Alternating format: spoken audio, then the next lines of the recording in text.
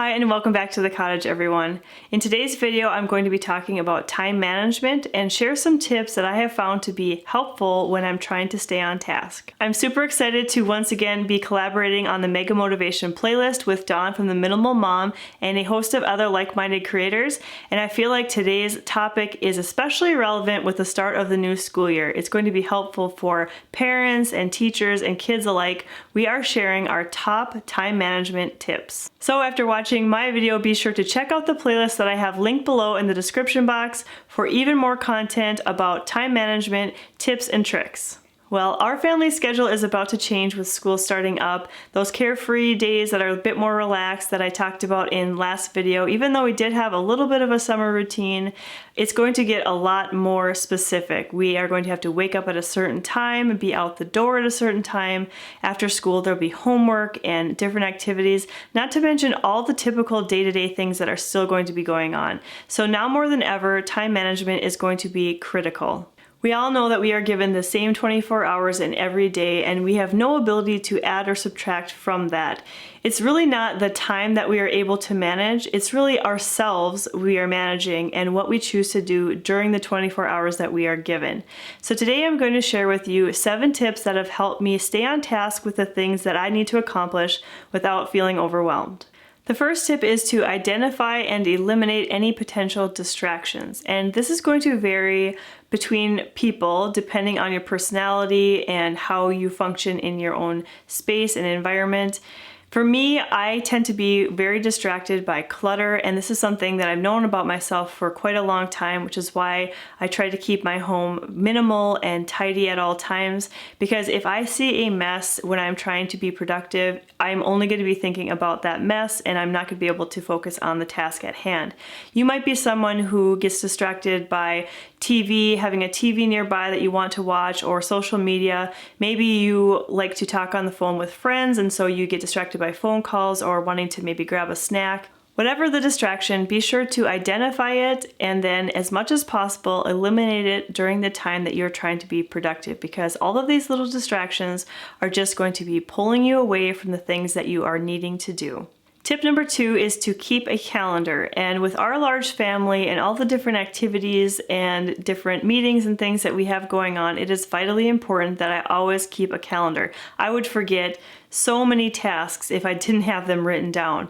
And a lot of people I know have planners, different paper calendars and things like that. I like to keep ours contained through our email provider, and that just allows me to bring it with me wherever I am, just really easily on my phone. So if I'm at the dentist's office, for example, and I need to schedule a follow-up appointment, I can just quickly check the calendar.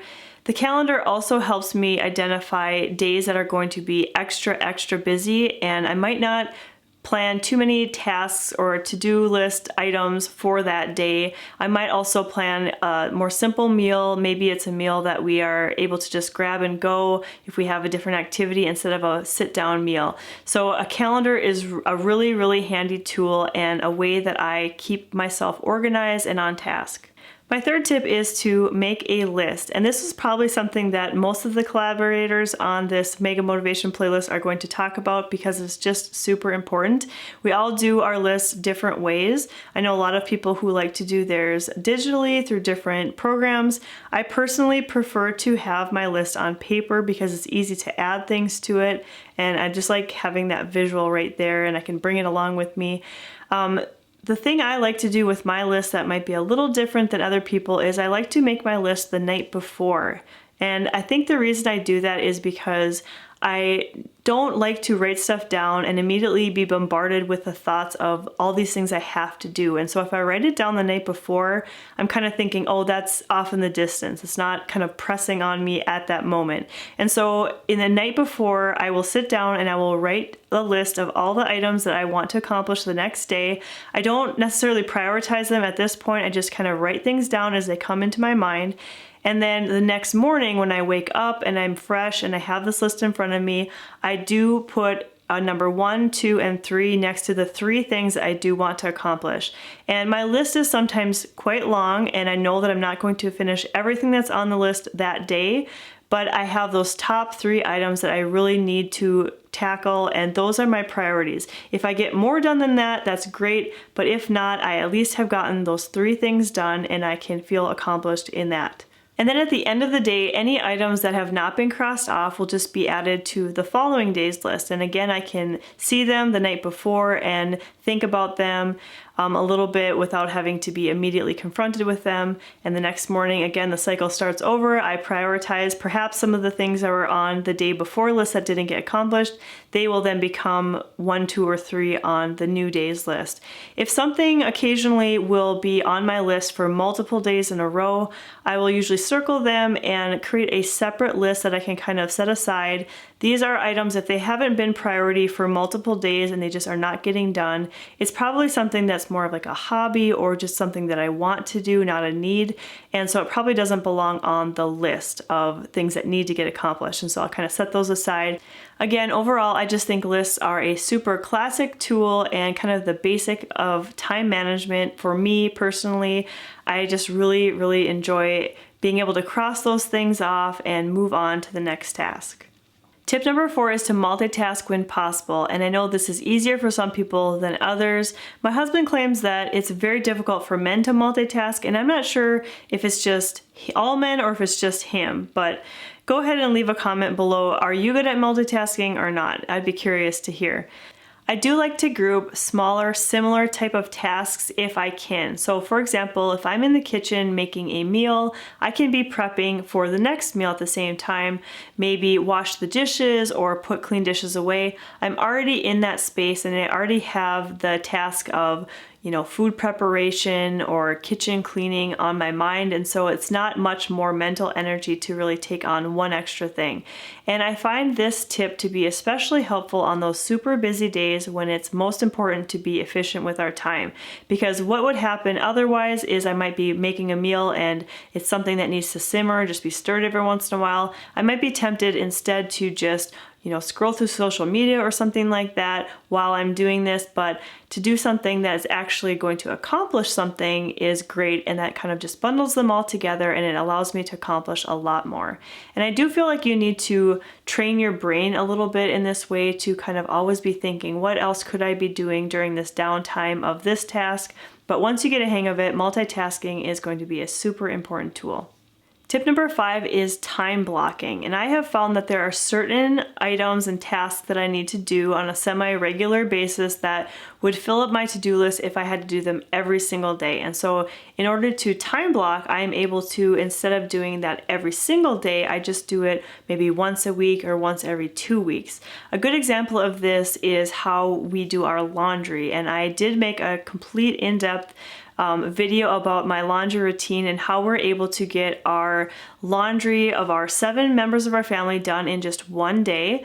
And I'll have that video linked below if you'd like to check that out. But basically, I feel like I would constantly be thinking about laundry all the time if I didn't have that blocked out onto one day where I just didn't have to think about it. 6 other days of the week, I don't think about laundry. I only think about laundry on that one day.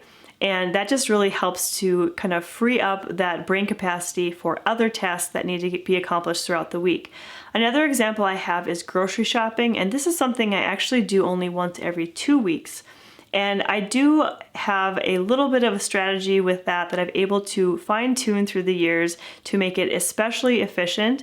And what I like to do is I have a list of 6 weeks of meal plans, and I have all of the ingredients listed for all of the recipes at the end of this little week bundle. And so I have the whole list of everything that I'm going to need to have on hand in order to create those recipes.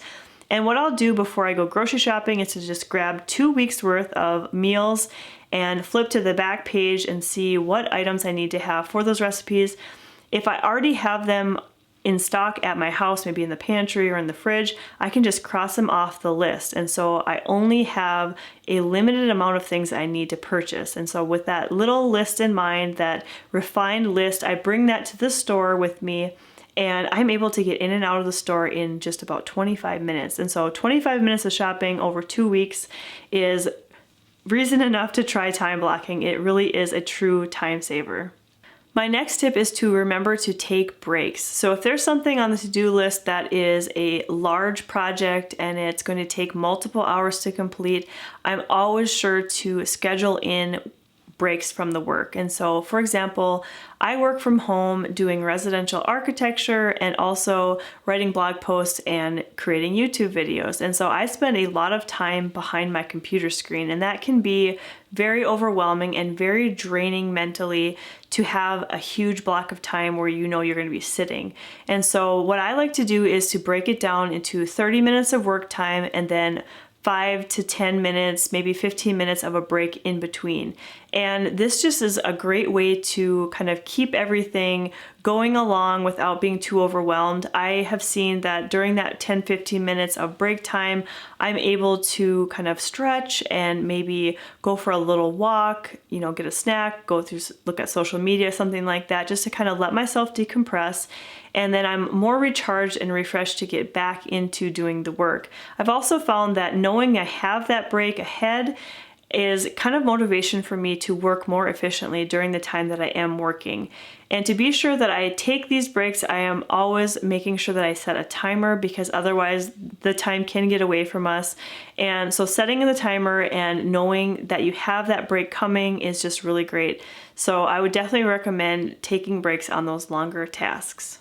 My final time management tip for you today is to be realistic. We are humans and we are not able to work 24/7. We require rest and we need downtime.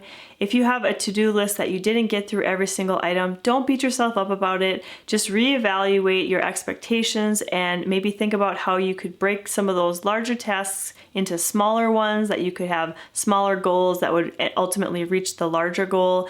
And also eliminate some things from your life. If you're feeling completely overwhelmed and you just don't know how you're going to get it all done, it's probably a good signal that you've got too much on your plate and you need to downsize the things that you need to be doing. And so definitely take mind of that and be thinking about that, because your health and your sanity is very important, and without you, you're not going to be able to manage your time anyway. So just remember that the most important part of the equation of time management is you and your ability to manage yourself. And so if you're stressed and you're overwhelmed, you're not going to be able to do that.